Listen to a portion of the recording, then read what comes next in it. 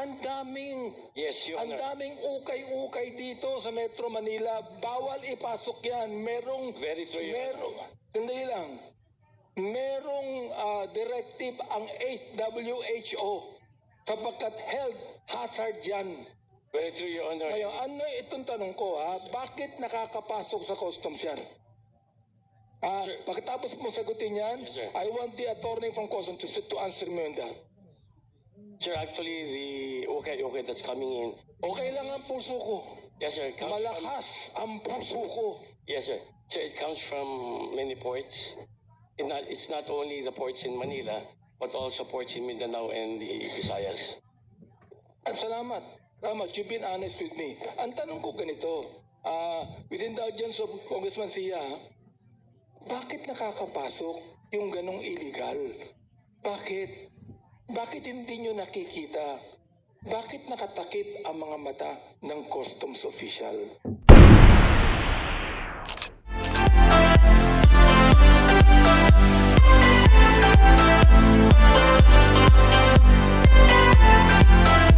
Tungkulin nyo dito sa pinag-uusapan natin. So the function of the the ESS actually is to prevent Prevent smuggling, what? Prevent smuggling. Prevent corruption, correct? As a consequence, Your Honor, Prevent yung lagay, correct? again, Your Honor, again. Prevent yung lagay. Corruption yun eh. Yes, Your Honor. Ilan taon ka na sa customs? Sir, I'm 38 years in the service, Your Honor. In customs? Yes, sir. 38 in customs. Yes. So alam mo lahat na nangyayari dyan. If you do not answer us right, I am going to file a resolution to investigate the Bureau of Customs. Right? I will try my best to answer all your questions, Your Honor. Mr. Chair ko. Okay, sige. Thank you, Congressman Abante. The next member to interpolate is Congressman Zia Alonto Adjong. You have 10 minutes. Thank you, Mr. Chair. Mr. Taguba, I'd like to address my questions to Mr. Taguba. Would you mind if I address you, Mark, instead? Oh, yes po, Your Honor. Kasi binabasa ko yung judicial affidavit. You're 33 years old, right? Yes po, Your Honor. Balikan ko lang yung mga katanungan ng mga kasamahan ko kanina para matahin natin kung the reason why you're here.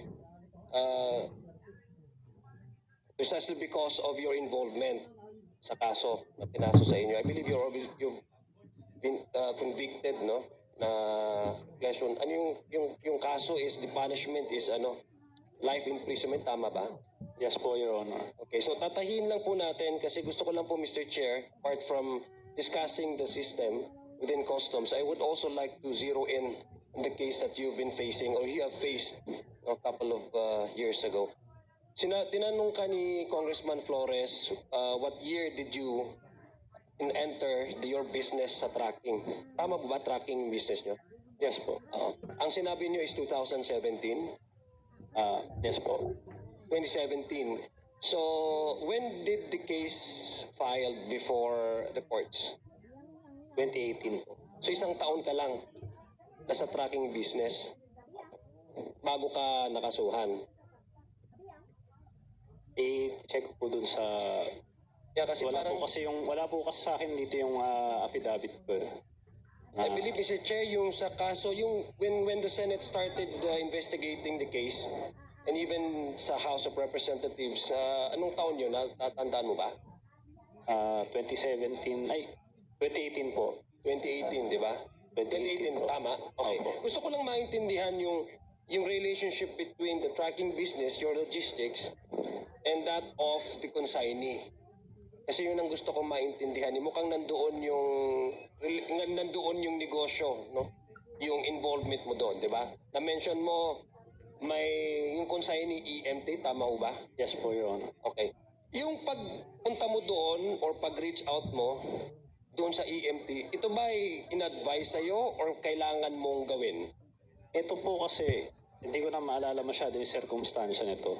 Pero yung keep-an po ata niya to eh. Basta kamag-anak po nung mayari nung EMT, ang lumapit po sa akin na yun nga, ito yung meron siyang consignee na pwede niyang ipagamit.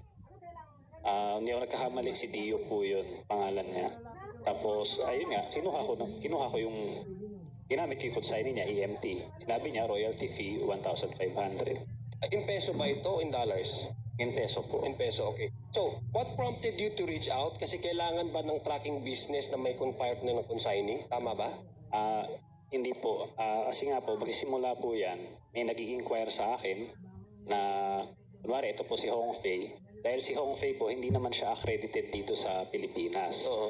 So, kailangan niya ng consignee na magagamit para makapagparating siya ng mga shipment niya. So, kailangan ng consignee. So, doon dadating yung consignee for hire na si EMT. Gagamitin siya doon sa papel.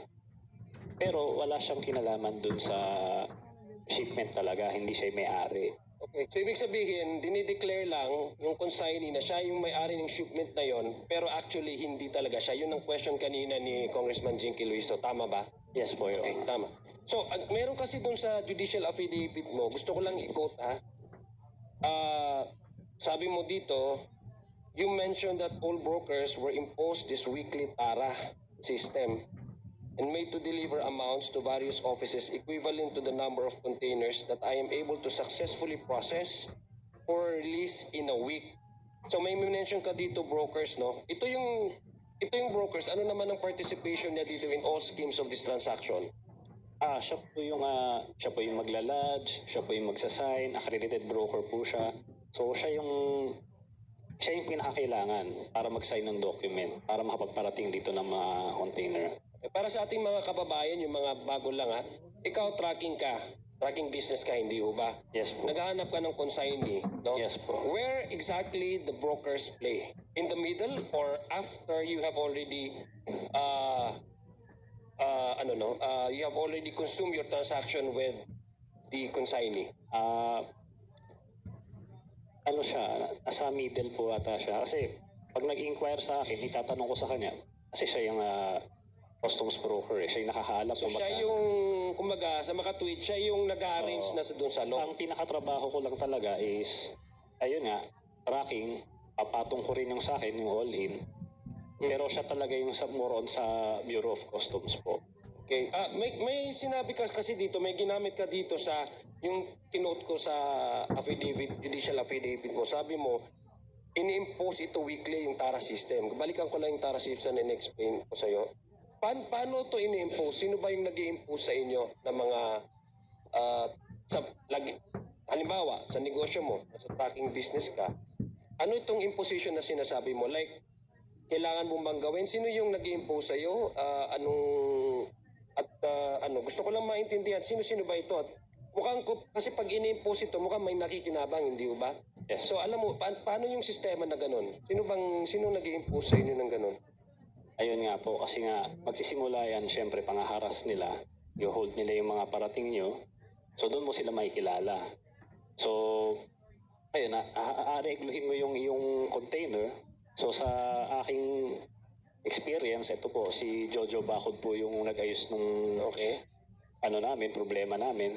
I-refer niya po ako sa Davao Group. So, yun po yung TARA system ng panahon na yon. Kasi sila lang ang may control ng mga alert, command center po eh. So ang nag-impose nitong TARA system ay yung grupo nila, sino yun? Yung na-mention mo, Jojo Bacod?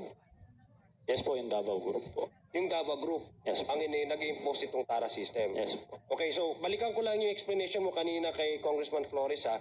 The reason why you've reached out, sila bang nag-reach out sa'yo? Ikaw ang nag-reach out sa Davao Group? Ako nag-reach out kay Jojo Bacod. Mhm. So, yun po, na mga December po yun puro hold po lahat ng mga container ko. So, dahil nga may connection, hindi ko pa alam yung connection niya sa Davao Group, naayos niya yung mga container ko noon. Pero eventually, pinakilala rin niya ako kila Tita Nani sa Davao Group.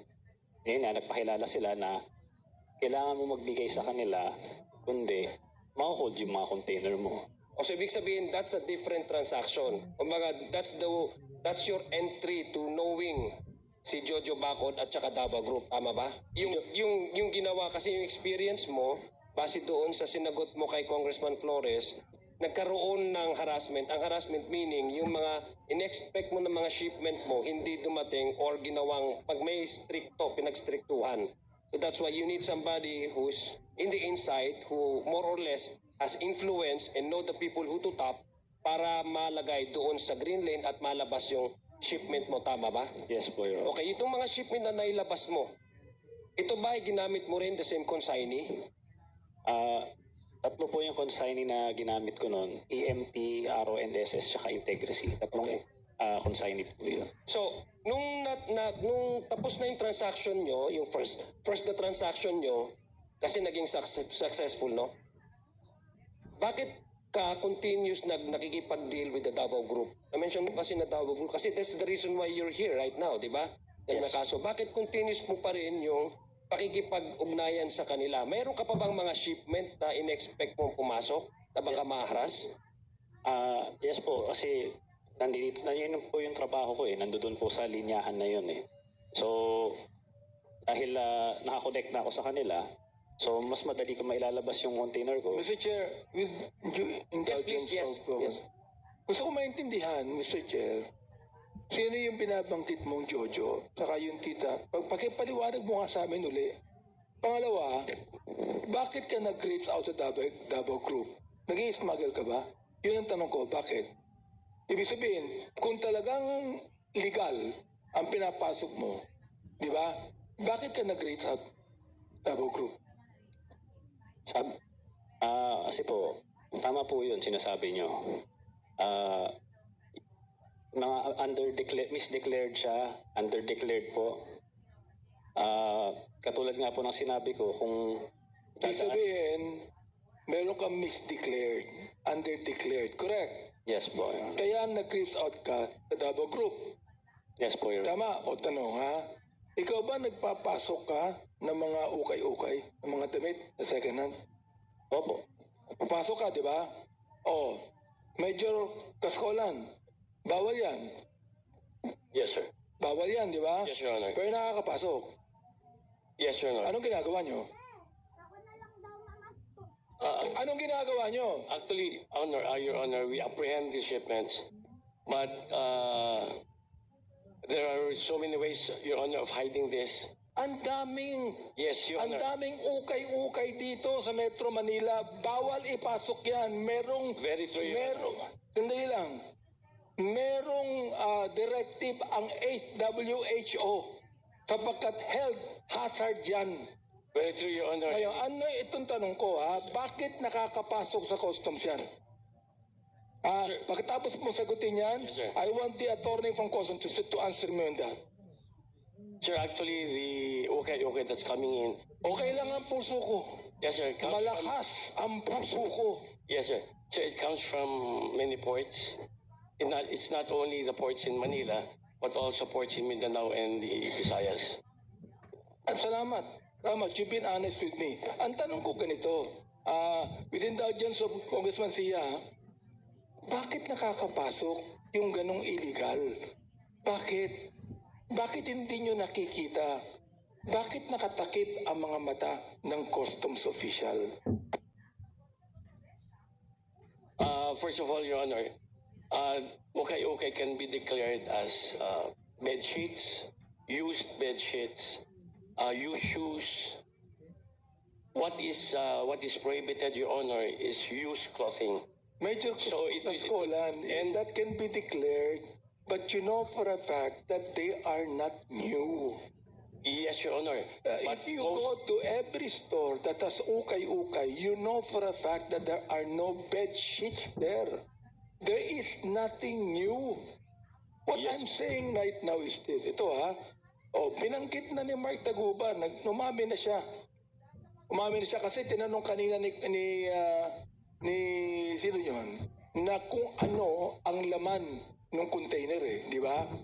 Sinabi mo kanina, Mark, na ito ay mga, ano sabi mo kanina? Mga general merchandise. General merchandise. Ngayon, inamin mo na nagpapasok ka ng mga ukay-ukay. Correct? Yes po. Okay. Ilang container ang pinapasa mo ukay-ukay? Yun po, hindi ko po alam kung pwede nilang ipasok yun kahit sa container doon. Right. Sinong nagbubukas ng container? Sa Bureau of... Meron niyang customs police, correct? Yes po. Merong official ng customs yan, correct? Yes po. Ayan. Nakikita yan. Binubuksan yan. Di ba? Pero yung... Kaya ka nag-reach out sa Davao Group sapagkat alam mo na pag binuksan yan, ipagbabawal niya ilabas, correct? Yes po. Oh, nag-reach out ka sa Davao Group para hindi na buksan ang mga container na yan. O kung buksan man yan, pikit ang mga mata na nagbukas. Tama ako? Yes po, Your Honor. Yun. Go ahead, Congressman Zia. Thank you, Mr. Chair. May tubig po dyan, Manong Benny. May tubig po dyan. Okay. Yes, balikan ko lang yung tanong ko kanina kasi gusto ko lang compartmentalize yung issue. Ibig sabihin, meron ng transaction dito with the Davao Group and ito yung, hindi ito connected. Congressman Zia, gusto niyo ng chocolate? Ito meron akong patchy, oh. Hindi smuggled to, ha? Gusto ko lang para maintindihan po natin, Mr. Chair, yung reason kung bakit nag-reach out ka sa Davao. Kasi sa nakikita ko, dalawa kasing sitwasyon to nangyayari, di ba? Na-establish mo kanina yung reason kung bakit nag-reach out ka. So mayroon ka ng, hindi lang sa hindi ka mahaharas, pero ka pa rin protection, di ba? Kasi na-enroll ka na doon sa Davao Group, no? Pero hindi siya connected doon sa rason kung bakit ka kulay orange ngayon. Doon ako interesado ko doon sa the reason why you were put behind bars. Kasi ang sinabi mo ay parang hindi ka maharas. At the same time, maybe, inclusive of that arrangement is for your protection in the, in your business, the protection of your business and customs. Tama ho ba? Yes po, Your Honor. Okay, now, yung reason kung bakit ho kayo nandito dito sa Quadcom na ito, dahil yung connection mo with the case that you've already been convicted of the crime, no? Sinabi nyo. Sinong nag-approach sa'yo in this particular transaction? Kayo ba ang pumunta sa Davao Group na may shipment? Ako kasi, nung una kang tinanong ni Kong Jinky, naawa nga, alam yan, naawa sa'yo. Kasi, ang sabi mo, akala sa'yo ng tao, ikaw yung smuggler ng drugs. Ang pagkakaintindi ko is hindi ikaw, sabi mo hindi ako drug lord. Ibig sabihin hindi ako nagsismuggle. Ibig sabihin yung pumasok na shipment ay hindi sa'yo. Tama ba? Yes po, Your Honor. Okay. Ngayon, yung shipment na ito containing this shabu, paano ka napunta dito? Ikaw bang nag-approach sa kanila o sila ang nag-approach sa'yo? Actually, simulan ko muna po, Your Honor, kung okay Kasi lang. Davao Group din the same group. Tama ba? Davao Group yung na-mention mo. You've mentioned the name of Manscarpio and Congressman Pulong.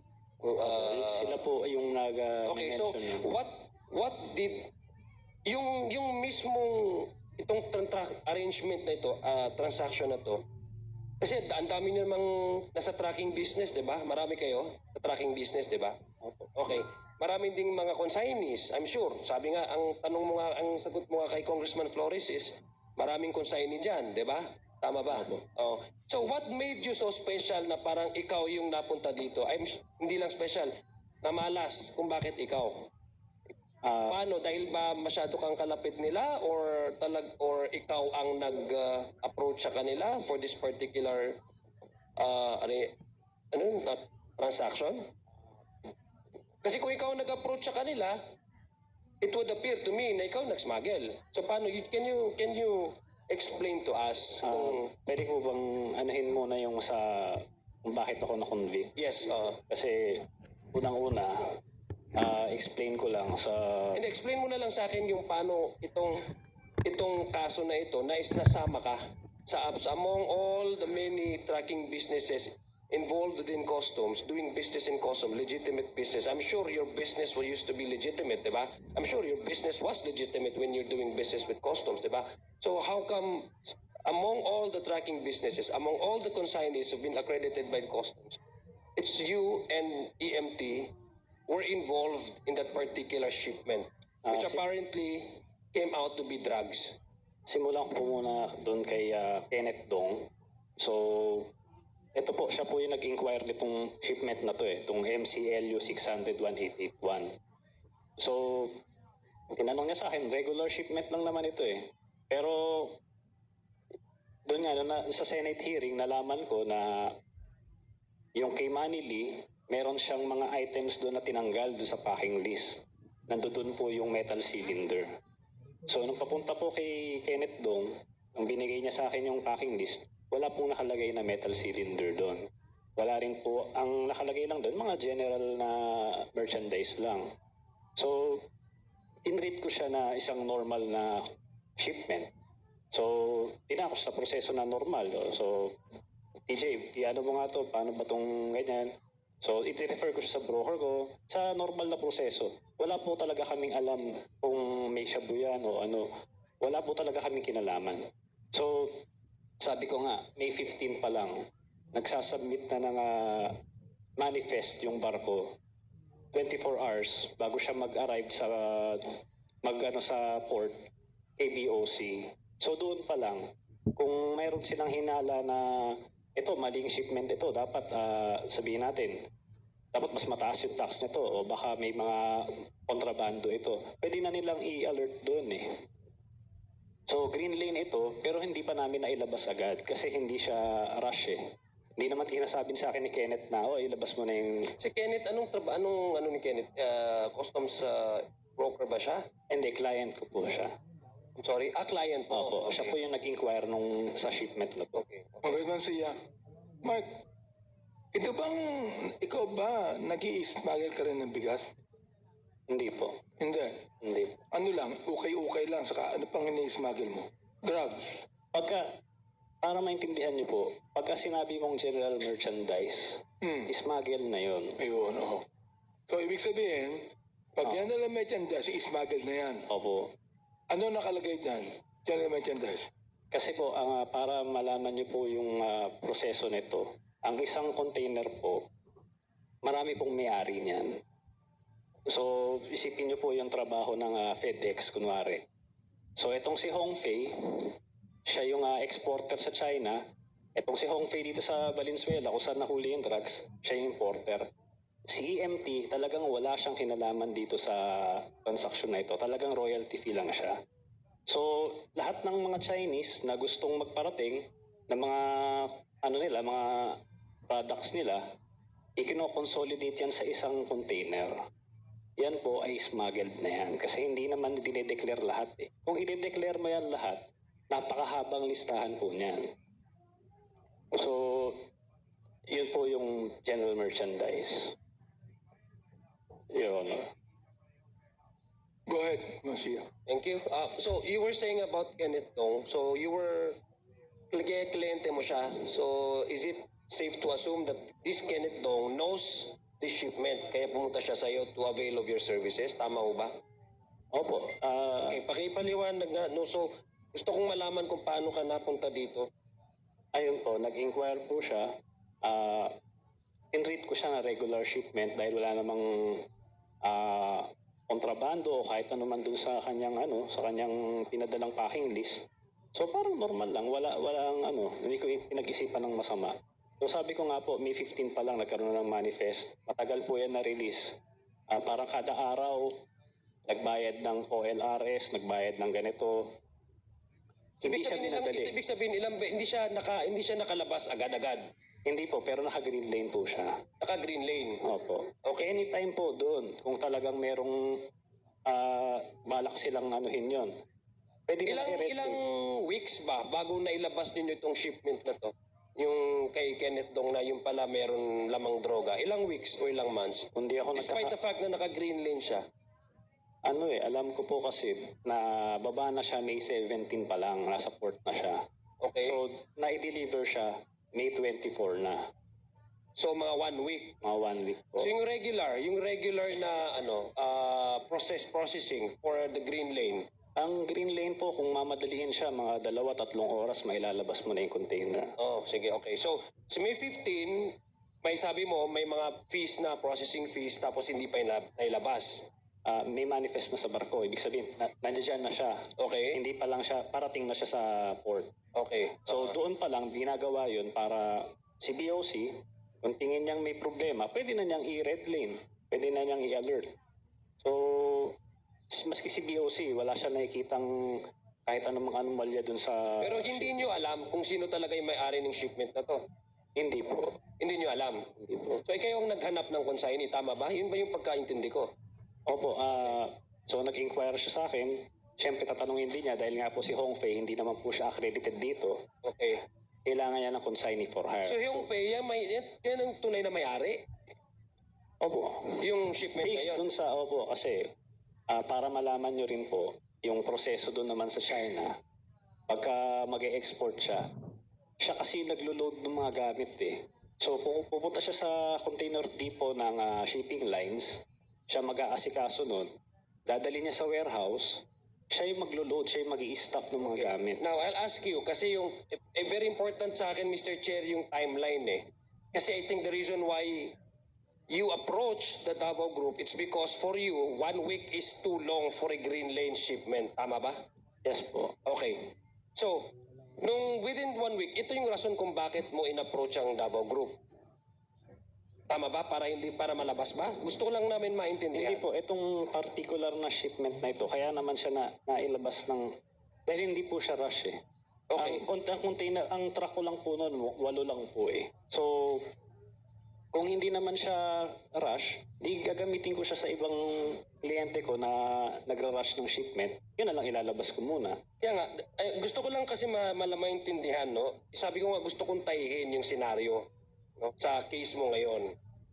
Ang sinabi mo, kaya nga, given na yon, nag-enroll ka, etc., nag-ano ka, di ba?